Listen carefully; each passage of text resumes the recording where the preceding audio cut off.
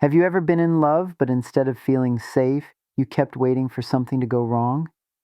That uneasy feeling isn't random. For many people, it's old wounds showing up in the present. And trauma isn't always about extreme events. Sometimes it's subtle. Growing up in a home where you were ignored, constantly judged, or where chaos was the norm. These experiences shape the way we love, even years later. Here's how it often shows up. Calm feels like disconnection. We're told to breathe, to stay centered, to regulate our emotions. But if you've lived through trauma, calm can secretly mean shutting down. You look steady on the outside, but inside you feel distant, detached, almost numb. Ask yourself, am I actually at peace or am I just switched off? You think instead of feel.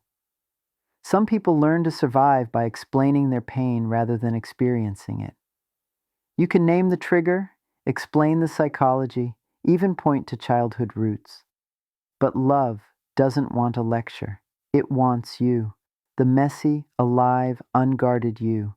Giving feels safer than receiving. You're probably excellent at showing up for others, listening, supporting, anticipating needs. But when someone turns that same care toward you, you freeze. Why? Because letting yourself be cared for means admitting you have needs. And if you were taught your needs were inconvenient, that can feel unbearably vulnerable. Control feels safer than closeness. Trauma makes us crave predictability, routines, rules, boundaries. They bring security. But love isn't built only on safety. It also needs risk. Saying what you really want. Letting someone in even when it scares you. Opening the door, not just guarding it. Safety matters. But love grows when we dare to risk connection. Unfinished grief weighs you down. Sometimes, what blocks love isn't a lack of healing, it's unspoken grief. Grief for the parent who wasn't there, for the version of you who kept hoping, for the trust that was broken.